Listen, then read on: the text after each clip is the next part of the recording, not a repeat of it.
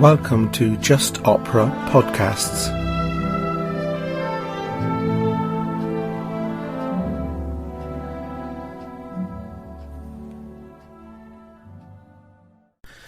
Welcome back to this new podcast from Just Opera. I want to, in this episode, talk about a few British tenors that I have admired for a long time. Some of these guys you may not have heard of, so I would recommend you seek out their recordings if you can. I am very lucky to say that 3 of these guys were my singing teachers at one time or another. The first guy on my list is John Mitchinson.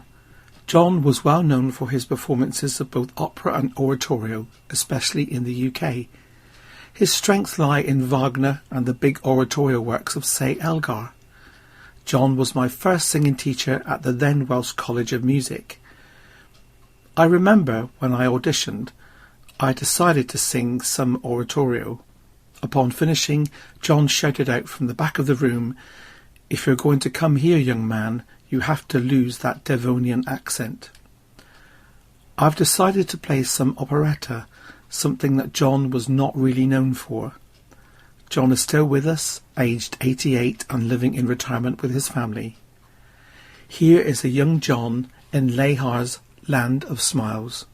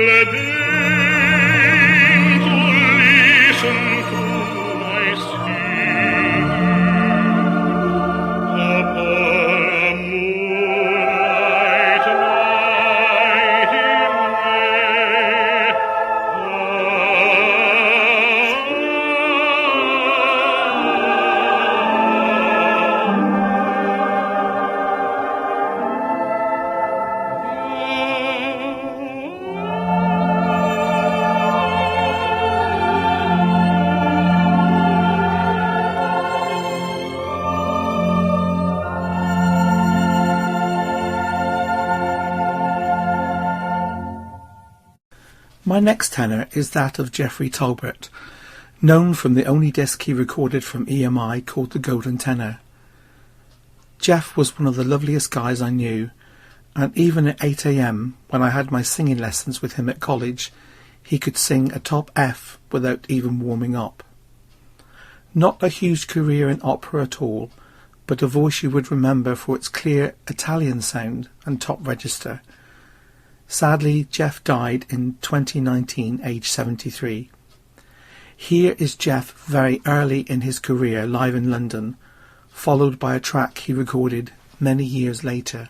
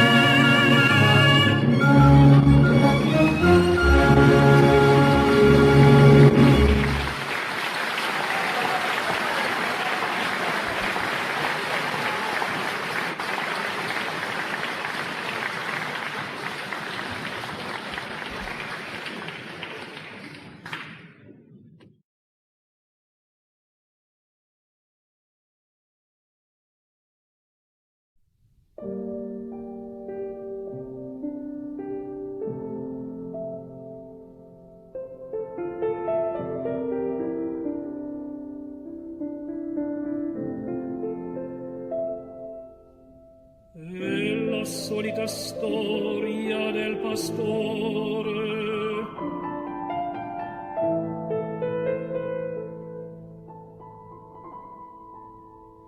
Il povero ragazzo voleva raccontarla.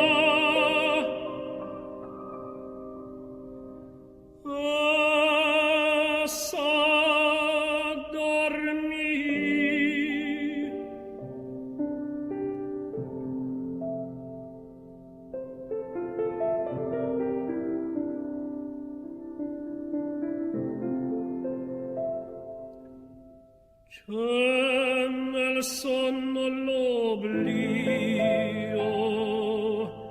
come l'invidia.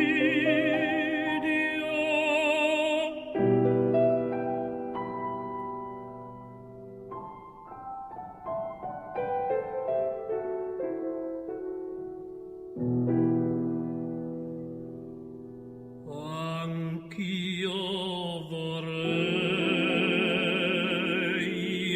dormir così, nel sonno almen l'oblio trovar, la pace sol cercando io.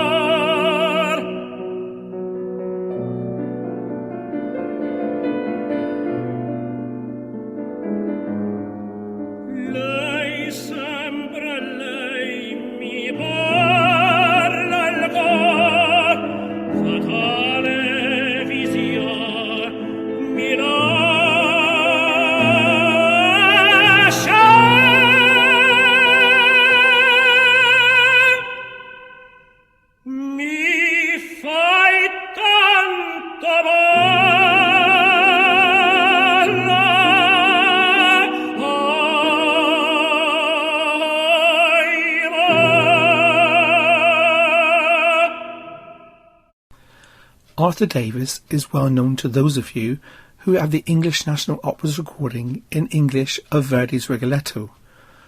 Arthur was my final teacher at college, and I adored him. He was warm and kind and generous. He told me many stories of his time in opera. One of these is from a 1985 production of Lucia di Lammermoor at Covent Garden. Arthur was singing the role of Arturo, his Edgardo was Carlo Bergonzi, and his Lucia was Joan Sutherland. In the big marriage scene, Arthur was towards the back of the stage, whilst Carlo as Edgardo was venting his anger at Joan, our Lucia. Arthur said that Carlo broke away from Joan in the scene, which was not what he had always done, and walked back towards Arthur. Joan looked back puzzled and continued to sing. Carlo, still walking back, proceeded to take out a handkerchief from his pocket. Arthur, completely confused, looked at Joan, who was equally bemused at what had happened. Carlo then proceeded to take out his teeth and put them in the handkerchief, and then in his pocket.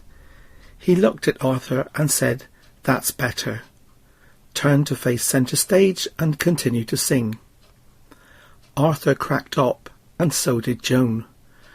Everyone thought that Joan was emotional and crying, but she was actually in stitches on the event that unfolded. Arthur struggled to continue to sing and was thankful the chorus had come in by this point so he could compose himself. He said he was amazed that they all got through it. Arthur and I loved to mess around in lessons, singing anything and everything and not really concentrating on what we should be doing. We used to have a Wagner sing-off. Yes, that's right, Arthur sang Wagner, but only with me, and that was a great honour. Arthur died in 2018, aged 77. He was a great artist and a great guy. Here he is not in opera, but in a live recording from Russia of Elgar's Dream of Gerontius.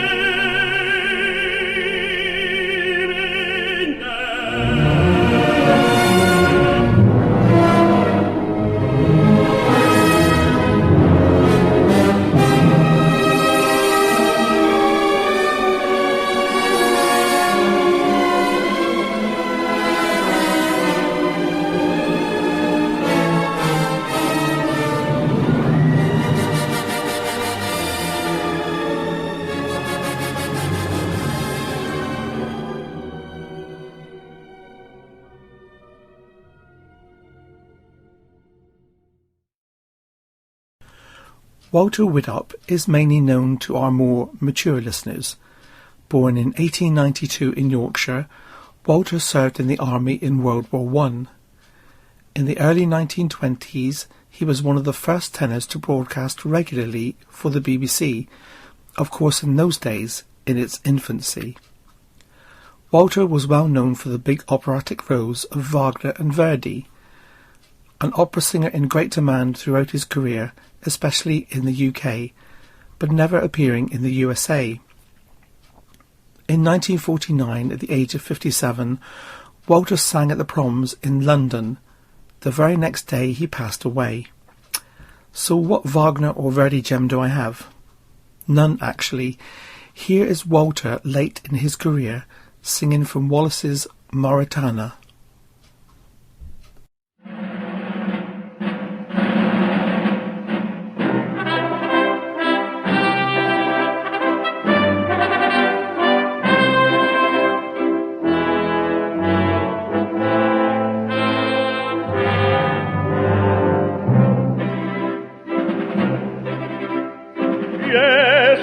Like a soldier fall upon some open plain, this breast expanding for the world to blot out every stain.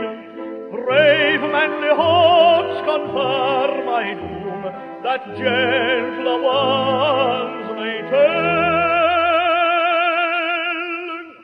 Oh, where forgotten known my doom, I like a soldier fell. Oh, where forgotten known my doom, I like a soldier fell. I like a soldier fell.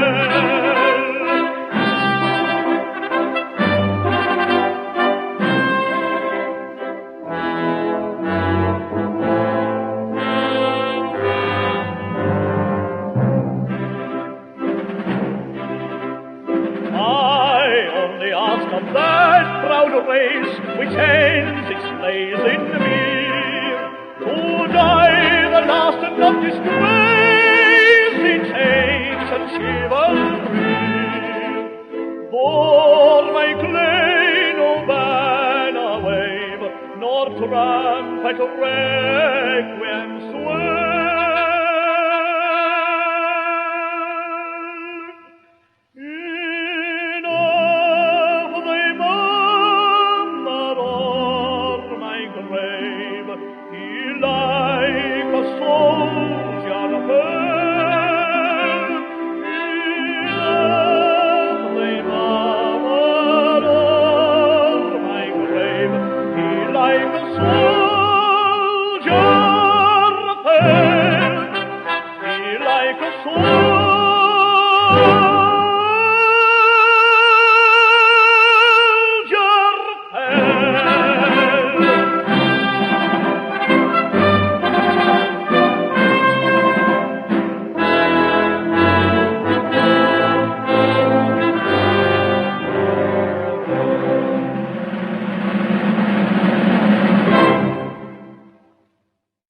Another Walter for you all, Walter Midgley.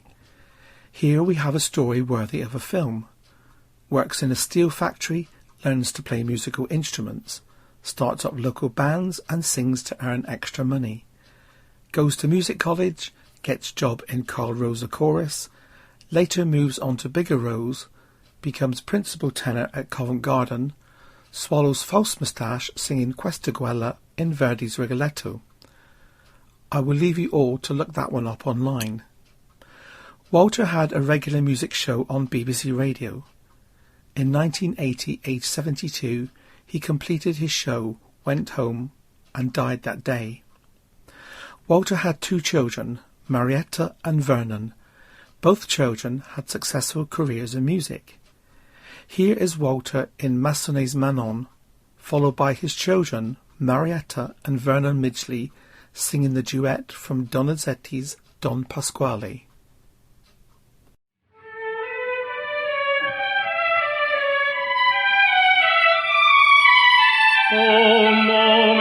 sweet when all cares are forgotten, and we may live at peace with the world.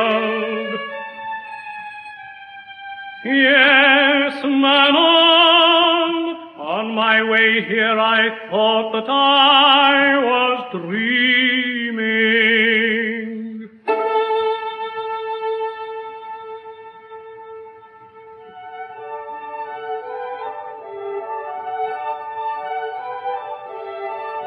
As I closed my eyes, I saw afar a dwelling so lowly, around its walls so lovely grew the ivy fair.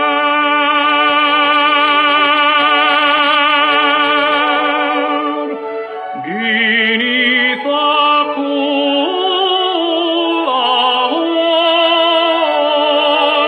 woodland ran clear the babbling stream,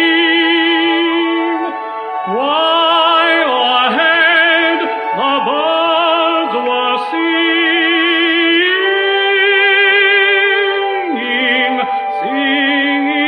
lovely songs of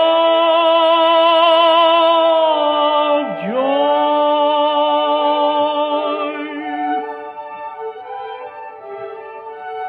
Now all is sad, Mama, one thing only still is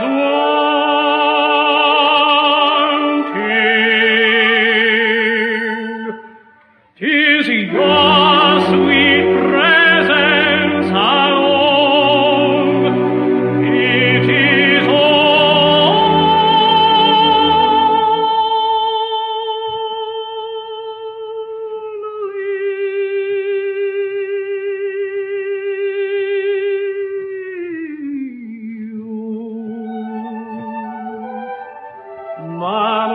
Manon. There we two could live so peaceful together, love.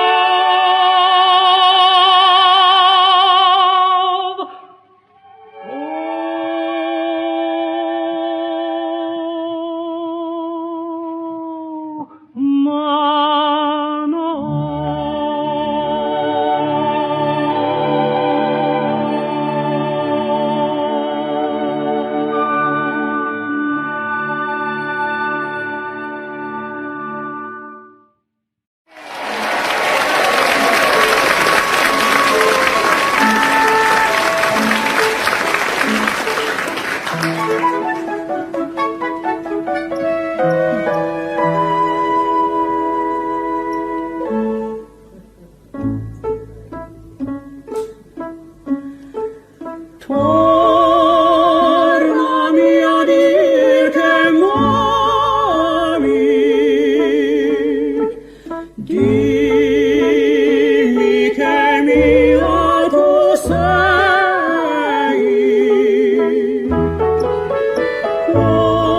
Quando tu ben mi chiami,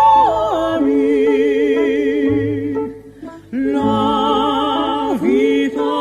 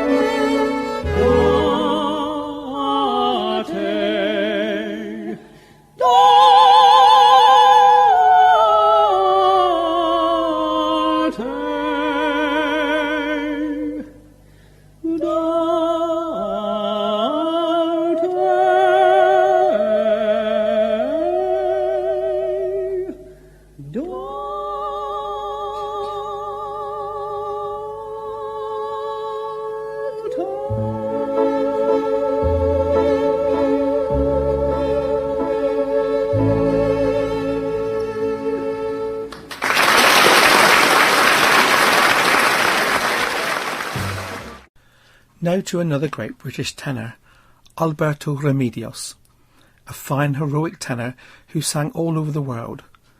I'm pretty sure you guys can look him up on the internet. But here's a quick biog.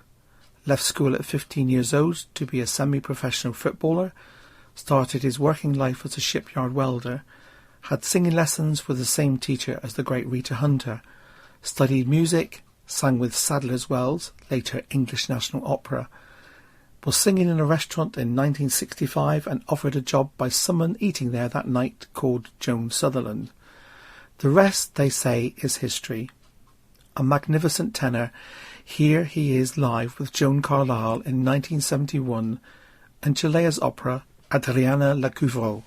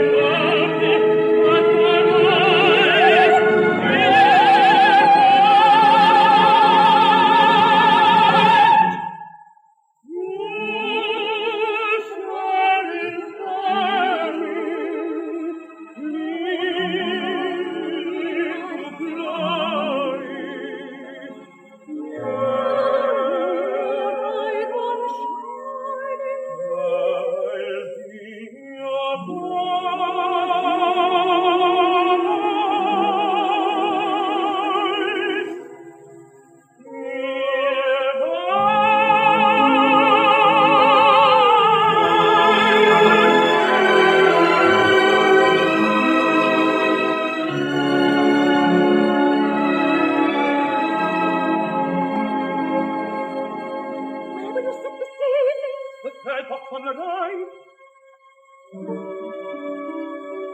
please. Why not? Not here. Wait for me at the stage door.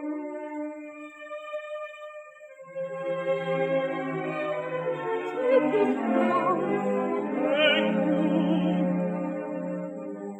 Go.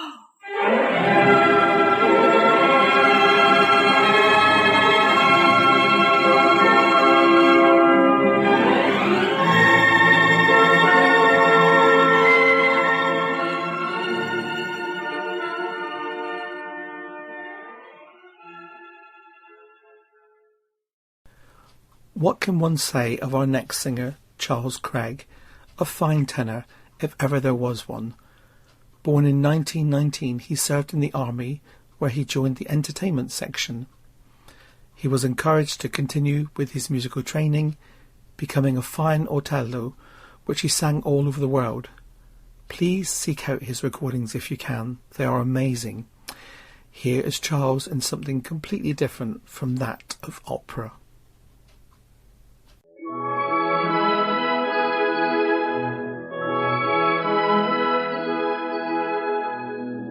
I think that I shall never see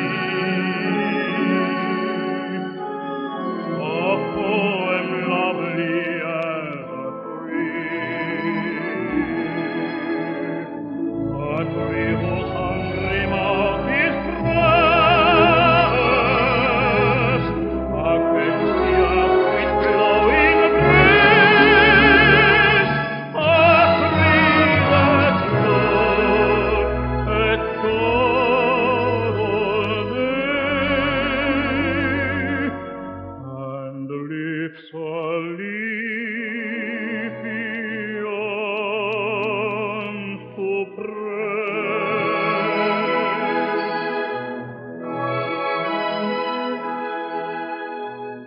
A tree that may in summer wear a nest of robins in her hair,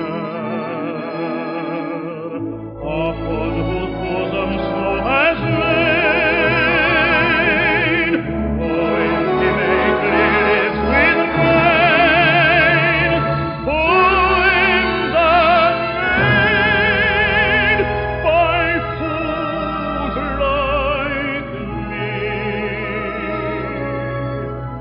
But only God can make a tree.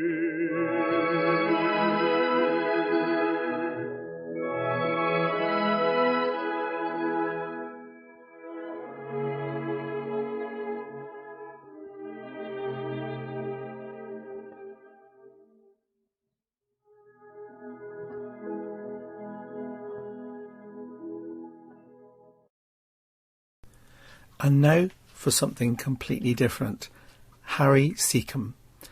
Harry was well known for being in a long-running BBC radio programme called The Goon Show.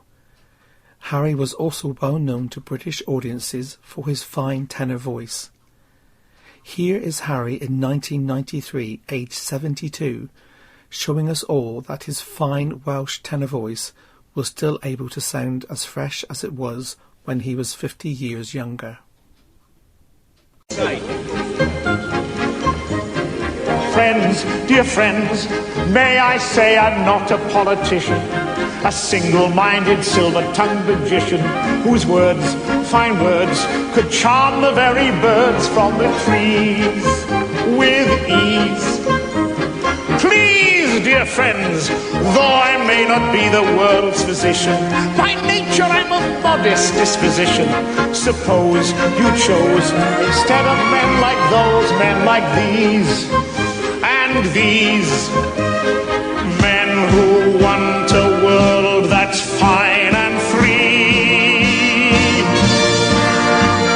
Men like Nelson, Wellington, and Drake, and me. We want a world our children will be proud to see. And if I had the chance, I know just how it would be. If I ruled the world, every day would be the first day of spring. Every heart would have a new song to sing, and we'd sing of the joy every morning would bring. If I ruled the world, every man would be as free as a bird. Every voice would be a voice to be heard. Take my word, we would treasure each day that occurred. Our world would be a beautiful place where we would dream such wonderful dreams. Our world would wear a smile on its face like the man in the moon has when the moon beams. If I rule the world, every man would say the world was his friend. There'd be happiness that no man could end. No, my friend, not if I ruled the world. Every head would be held up high. There'd be sunshine in everyone's sky. If the day ever dawned when I ruled the world.